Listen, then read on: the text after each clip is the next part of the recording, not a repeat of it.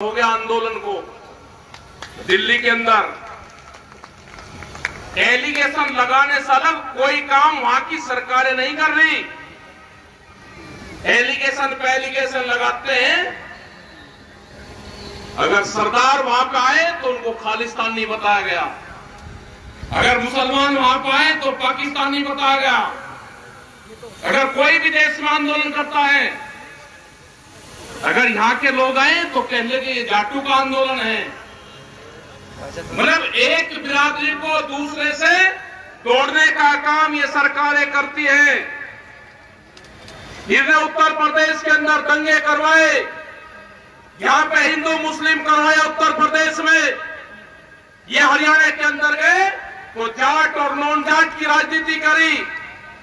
ये गुजरात के अंदर गए तो पटेल और नॉन पटेल की राजनीति की। ये महाराष्ट्र के अंदर गए तो मराठा और नॉन मराठों में झगड़ा करवाया। ये तोड़ फोड़ में विश्वास रखते हैं ये सरकारें। ये बिहार के अंदर गए तो लालू प्रसाद का परिवार तोड़ा इन्होंने। ये उत्तर प्रदेश में आए तो मुलायम सिंह के परिवार को तोड़ा गया। ये हरियाणा के अंदर गए तो चौटाला परिवार को तोड़ा, उनके टुकड़े टुकड़े करे। ये आरएसएस के लोग अगर किसी परिवार में बटेंगे, अगर 4 भाई होंगे तो उसमें तोड़ फोड़ करेंगे। इनसे बच के रहना, इनसे खतरनाक आदमी नहीं हो सकता। अभी नई भर्ती चल रही है, जो मेरे नौजवान पढ़े लिखे हैं, आईएएस पढ़ लिख के बहुत लोग समझते हैं कि मेरा लड़का कलेक्टर बनेगा। अब नहीं बनेगा कलेक्टर। नए आईएएस भर्ती कर रहे हैं, बगैर पेपर के आईएएस बनेंगे देश में। करीब 40 के आसपास बना दिए गए और 350 से ज्यादा और बनेंगे। जितनी भी नौकरियां हैं, अगर उन्होंने आरएसएस के ट्रेनिंग कर रखी है तो वो आदमी वहां पर नौकरी पे जाएगा। इन मंत्रियों की इनकी कोई हैसियत नहीं है।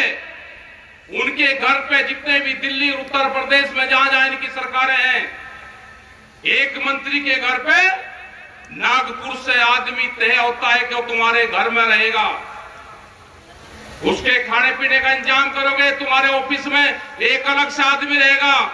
किसी मंत्री की हिम्मत ये नहीं है कि वो कोई सिफारिश और कोई फोन भी कर दे। जिन्होंने अपने ही पार्टी के लोगों को घरों में बंद कर दिया हो, कहां है लाल कृष्ण आडवाणी, कहां है मुरली मनोहर जोशी? उनसे बयान दिलवाओ। जिसने पूरे मीडिया के ऊपर हुकूमत ने कब्जा कर लिया हो, कैमरा और कलम पे बंदूक का पहरा हो, उस देश में कुछ नहीं हो सकता। पूरी संस्थाओं पे कब्जा हो चुका है देश के। नशे अभी 1-1.5 महीना पहले, 2 महीना पहले एक रिपोर्ट आई, अधिकारियों से संपर्क हुआ उनका। उन्होंने कहा कि 5 ग्राम हेरोइन जो ड्रग्स है, उसको रखने पे कोई कानून नहीं बनेगा। कहां ले जाना चाहते हैं देश के नौजवान को? एक अपने ही आदमी से एक पीआईएल सुप्रीम कोर्ट में डलवाई गई। ये 5 ग्राम जो ड्रग्स हैं, उसको रखने की परमिशन दे दी जाए। कहां जाएगा देश का नौजवान? 21,000 करोड़ रुपए की ड्रग्स देश में आई, वो किस बंदरगाह पे आई? वो बंदरगाह अडानी का था। 21,000 करोड़ रुपए की एक खेप वो आदमी ला सकता है जिसके पास में कई लाख करोड़ रुपए की प्रॉपर्टी होगी, और वो देश में गिने चुने 4 से 5 आदमी हैं। क्या ड्रग्स के नशीले पदार्थों के कारोबार में ये लोग देश में नशा फैलाना चाहते हैं? क्या भारत सरकार नशे के कारोबार को बढ़ाना चाहती है? क्या नशे से देश के नौजवान को बर्बाद करना चाहती है? अगर दिल्ली में आंदोलन चल रहा है तो अलग अलग तरह के एलिगेशन लगाए गए। देश का नौजवान आंदोलनों से ना जुड़े, उसको तोड़ने का काम करा जा रहा है। बहुत से बीजेपी के लोग, उनकी तो सरकार ही नहीं है, उनकी तो सरकार ही नहीं है, लेकिन फिर भी बहुत से लोग ये कहते हैं कि आंदोलन चला हुआ है, आंदोलन खत्म क्यों नहीं होता? बातचीत के माध्यम से खत्म हो जाना चाहिए। मैं उनको बताना चाहता हूं, जो भगत लोग हैं, जो उस विचारधारा के लोग हैं, वो सबसे पहले अपना 10 साल पुराना ट्रैक्टर सड़क पे खड़ा करके आऊं कि मैं भारत सरकार के कानून को मानता हूं। ये 10 साल पुराना जो भारत सरकार एनजीटी के नाम पे कानून लेकर आई है, मैं उसको मानता हूं। ये 10 साल पुराना ट्रैक्टर मैं पंपिंग सेट, जनरेटर मैं नहीं चलाऊंगा, मैं कोई गाड़ी नहीं चलाऊंगा। एनजीटी के भारत सरकार के कानून को मानता हूं। ये मैंने सड़क पर थाने में खड़ा कर दिया, नहीं करेगा कोई खड़ा। 10 साल पुराना ट्रैक्टर अब आप नहीं चला सकते। कौन से लोग होंगे कि जो हर 10 साल में ट्रैक्टर बदल देंगे, जो पंपिंग सेट बदल देंगे, जो घर में जनरेटर है उसको बदल देंगे? कोई नहीं है। कानून, ये 3 कानून नहीं है। एक अभी कानून आ रहा है सीड बिल 20 कानून। नए पुलिस स्टेशन खुलेंगे अब देश में। अभी तो एक ही पुलिस स्टेशन होता था। अत्याचार महिलाओं पर बढ़े तो महिलाओं का एक अलग खोल दिया गया। एक बिजली का डिपार्टमेंट खुल गया, बिजली पुलिस बनेगी। एक बीच की पुलिस बनेगी, उसके थाने खुलेंगे। जिस आदमी ने खेत में क्या चीज बोई, वो किस कंपनी से उसने बीज खरीदा, अगर वो सबूत नहीं देगा, कोई कंपनी उसके ऊपर मुकदमा करेगी तो जुर्माना और सजा दोनों उसमें है। बिजली अमेंडमेंट बिल 2020, अगर किसी के घर में 2 पशु होंगे तो उसको कॉमर्शियल कनेक्शन लेना पड़ेगा। ये है कानून। मंडी एक्ट, मंडी से बाहर खरीद होगी, ये कानून है। यहां से पूरा हरियाणा में, पंजाब में जो सेलर हैं, वो सस्ते में धान, गेहूं, बाजरा ये चीजें खरीदते हैं, उनको स्टॉक करते हैं, मंडी के बाहर खरीद करते हैं। पूरे बिहार में 15-16 साल पहले मंडियां खत्म हुई तो बिहार के लोग तो बहुत मजबूत होने चाहिए थे। बिहार में धान आज 800 रुपया क्विंटल बिकता है। जो आज भी गेहूं है वो 1400 रुपए का उसका भाव है। बाजरे का 1100 रुपए भाव है। सरसों जब किसान के पास में थी तो 4500 रुपए क्विंटल बिकी। आज उसका तेल का भाव क्या है? ये आंदोलन उन गरीब आदमी के लिए भी है जिनके पास में रोटी का जुगाड़ नहीं। ये आंदोलन उसका है कि रोटी बाजार की वस्तु ना बने, रोटी जरूरत की चीज है। आपके ही केएफसी, मैकडोनाल्ड ये कंपनियां होंगी। आप अगर इनसे पूछोगे कि शाम को आपका बचा हुआ भोजन कहां जाता है, जब इनकी क्लोजिंग 8 और 9, 10 बजे होती है, तो अगर एक पैकेट खुल गया और उसमें 4 गुलाब जामुन है, 2 गुलाब जामुन की बिलिंग होगी, पर्ची कटेगी और 2 उसमें बचेगी। जब शाम को क्लोजिंग दरवाजा बंद करते हैं तो हमने उनसे पूछा, भाई बचा हुआ सामान आप कहां देते हो? उन्होंने कहा ये डस्टबिन में, कूड़े में वे डालते हैं, कैमरे के सामने डालेंगे। अपने नौकर जो कर्मचारी उनके वहां पे काम करता है उसको भी 2 गुलाब जामुन वे नहीं दे सकते। ये फूड चेन की कंपनियां हैं। ये भोजन पे जिनका जो अधिकार जमाना चाहते हैं कंपनी, जो अनाज पे अधिकार जमाना चाहते हैं, जिन्होंने बड़े बड़े गोदाम देश में बनाए, जो रोटियों को तिजोरी में बंद करना चाहते हैं, ये उसका आंदोलन है। और ये आंदोलन, ये सरकार कान खोल कर सुन ले, ये सरकार, ये आंदोलन जब तक कानून वापसी नहीं होंगे, ये आंदोलन खत्म नहीं होगा। गलतफहमी में मत रहना।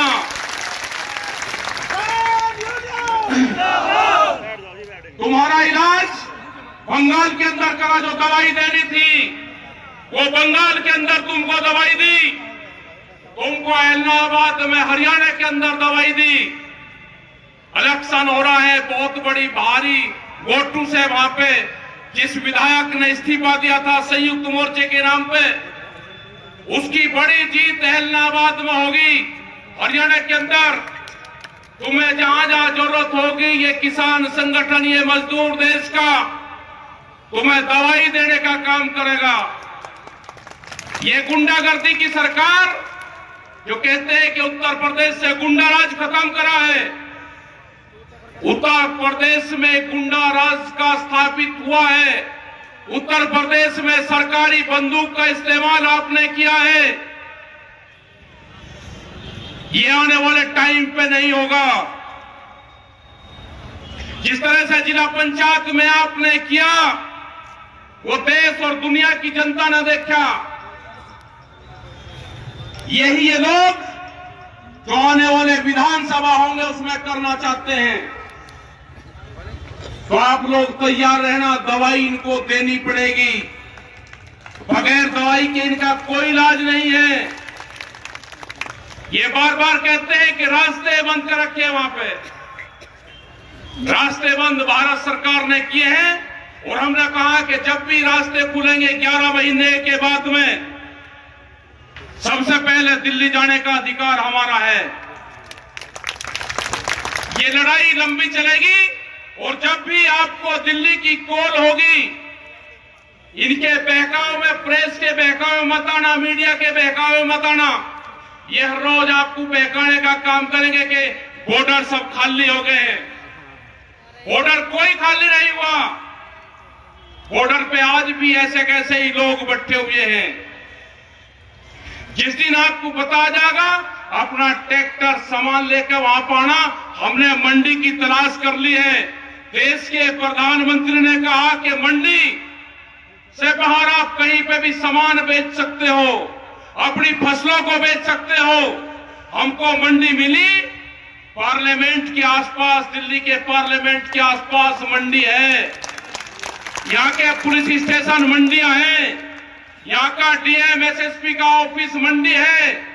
अगर गाजीपुर, सिंगू, ढासा, टिगरी, अगर उस बॉर्डर की तरफ आपने आंख उठाने की भी, देखने की जरूरत करी, तो उत्तर प्रदेश, हरियाणा, पूरे पंजाब, पूरे देश भर के थाने, डीएम, डीसी, एसपी के ऑफिस में वहां पे किसान अपना माल लेकर जाएगा।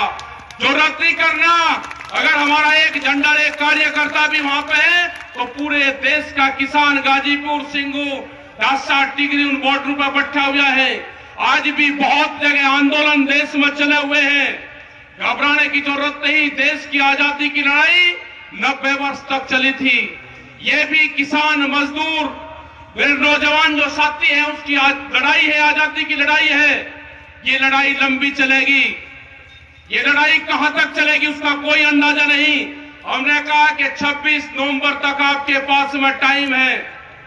26 नवंबर तक या तो भारत सरकार किसानों से बातचीत करके समझौता कर ले, नहीं तो 26 नवंबर के बाद हमारा 1 साल पूरा हो जाएगा। 27-28 नवंबर से हम अपने टेंटों की रिपेयरिंग शुरू करेंगे। हमारे टेंट जो फट गए हैं, जो चादर है वे टूट गए हैं, हम उनको बदलने का काम करेंगे। अगले 6 महीने की हम अपनी वहां पे जो बैठने के ठिए हैं, हम उनको मजबूत करने का काम करेंगे। यह आंदोलन चलेगा लंबा, क्योंकि जिस तरह की सरकार है, किसी पार्टी की सरकार नहीं है। यह सरकार है मोदी सरकार, और मोदी सरकार को चलाती है बड़ी बड़ी कंपनियां। उन कंपनियों के खिलाफ मुकाबला है। अमेरिका में जो वहां के किसान हैं, मैं उनको जरूर आपकी बात सुनाना चाहूंगा। उन्होंने क्या कहा वो हिंदी में हमने डब करवाया है, मैं एक बार उनकी जरूर आप बात सुन लेना। जो अमेरिका का किसान है वो पूर्ण रूप से आपके साथ में है, जो वहां पर संगठन हमारा काम कर रहा। एक मिनट उनकी जरूर आप बात सुनो, जो अमेरिका का किसान है।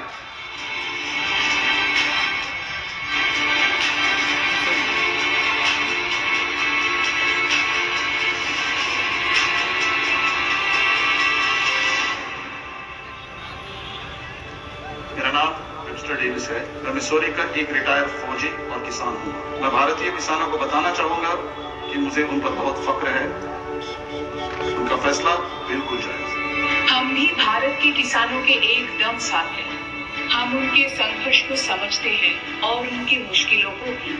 हम भारत के किसानों पे बहुत गर्व करते हैं, जो अपने हक के लिए, जो अपनी इज्जत के लिए सरकार के खिलाफ जबरदस्त संघर्ष कर रहे हैं। मुझे फख्र होता है भारत के किसानों में। अमेरिका में तो विरोध करने के लिए किसान ही नहीं बचे हैं। मैं भारतीय किसानों की दाद देता हूँ कि आपने अपनी आवाज बुलंद की है। मैं एक युवा किसान और एक मजदूर भी हूँ। हिंदुस्तान के लोगों को मेरा कहना है कि कायम रहो, आप जीतोगे, एकजुट रहो। मेरा भारत के लोगों को यही संदेश है कि अपना संघर्ष जारी रखो और अपनी खेत खलियान अपने हाथ में रखो। मेरा संदेश किसानों के लिए यही है कि आप अपना संघर्ष जारी रखो। हमारी लड़ाई एक ही है, हम आपके साथ हैं। यही एक मौका है। एक बार कंपनियां घुस गए तो वो और मजबूत हो जाएंगे, उनसे छुटकारा पाना मुश्किल होगा। अमेरिका में ऐसा ही हुआ है। कॉरपोरेशंस आपका भला करेंगी, ऐसी बकवास पे यकीन मत करना। ऐसे झूठे सपने वो हमें सालों से दिखाते आ रहे हैं। हम दुनिया का पेट भरते हैं। अजीब बात है, मिसौरी में हर 5 में से 1 बच्चा भूखा सोता है। वो उसे क्यों नहीं खिलाते? अमेरिका में किसान मुश्किल से ही गुजारा कर रहे हैं। जिस राह पर सरकार, कंपनियां जा रही हैं, वो हम भुगत चुके हैं।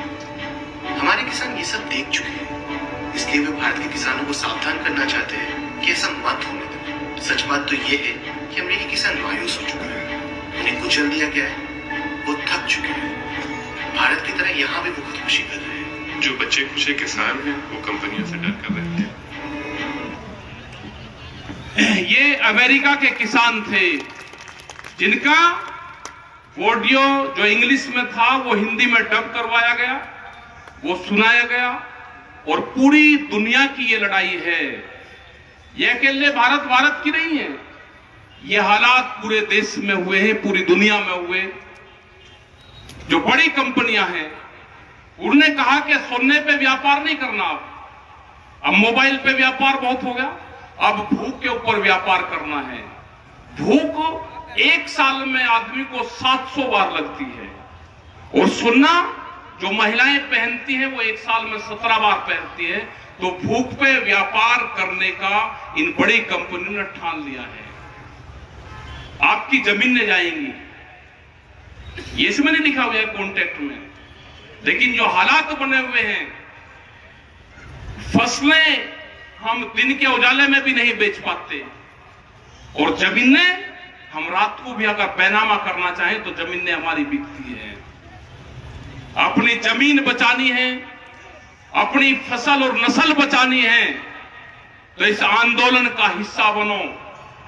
अगर यह आंदोलन फेल होगा तो आने वाले टाइम पे नहीं कि कोई दूसरा आंदोलन कोई खड़ा हो जाएगा। वे 14 करोड़ नौजवान जो देश के प्रधानमंत्री ने झूठ बोल के उनसे वोट लिया है उनका कि 2 करोड़ नौकरियां हम हर साल देंगे, वो 14 करोड़ नौजवान हैं जो आज नौकरी की तलाश में ढूंढ रहा है। उनको तो मिली नहीं, लेकिन जिनकी नौकरियां थी वो भी बहुत नौकरियां गई।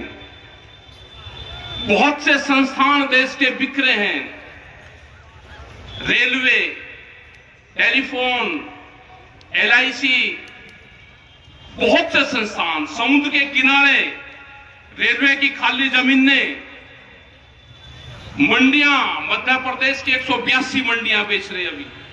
उत्तर प्रदेश में भी जो मंडियां हैं उनकी जो खाली जगह है उनको भी बेचने का काम करेंगे। आपके यहां पे सड़कें बन गई, अब कोई भी आदमी NH नेशनल हाईवे के पास में गुमटी लगा के चाय नहीं बेच सकता। वो कानून आ गया देश में, उसको पेट्रोल पंप की तरह लाइसेंस लेना पड़ेगा और उसने काम करना है। तो ये बहुत से कानून आ रहे हैं, इसका अगर विरोध करना, इस मोदी सरकार का अगर विरोध करना है तो आपको एक नजर अपने खेत पर रखनी पड़ेगी और दूसरी नजर दिल्ली के आंदोलन पर रखनी पड़ेगी। वहां लगे हुए हैं, कल भी हंगामा चला के बैरिकेटिंग खोल रहे हैं। बैरिकेटिंग खोल ले, हमने एम्बुलेंस को जाने दिया, जो भी वहां पे गाड़ियां आ रही है, लेकिन अपने पक्के टेंट भारत सरकार ने अपनी सीमा में लगा रखे हैं। वे अपनी सीमा से टेंट हटाएंगे तो हमारा भी दिल्ली जाने का रास्ता साफ होगा।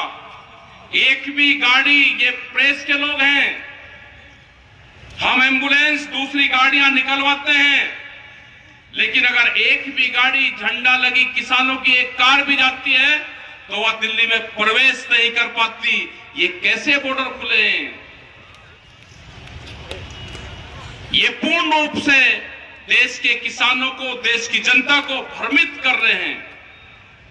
हम चाहते हैं कि बॉर्डर खुले, हम लोग भी पार्लियामेंट के आसपास, दिल्ली के मॉल के आसपास अपनी फसलों को बेच सकें, अपनी बात भारत सरकार को कह सके। हम भी जाना चाहते हैं। अगर बॉर्डर खुलेंगे तो सबसे पहले प्रभावित लोग ये देश का किसान है, जो पिछले 11 महीने से दिल्ली के दरवाजे पर बैठा हुआ है कि दिल्ली की बादशाह कब अपना दरवाजा खोलेगी और हम दिल्ली के अंदर एंट्री करेंगे। अपना ध्यान रखना, आपकी पंचायत बहुत मजबूत पंचायत आपकी हुई, इस पर हमेशा ध्यान रखो, इन पे कायम रहो। और विजयपाल सिंह ने, सब लोगों ने, यहाँ की पूरी कमेटी ने, अध्यक्ष जी ने, जितने भी लोग यहाँ पे हैं, इन्होंने सबने बहुत यहाँ पे मेहनत करी। हताश होने की कोई जरूरत नहीं है। अपने ट्रैक्टर का मुंह दिल्ली की तरफ करवा कर रखना, इनकी हिम्मत नहीं कि आपको रोक सके। आपका धन्यवाद। जय हिंद, जय भारत, जय मुरादाबाद।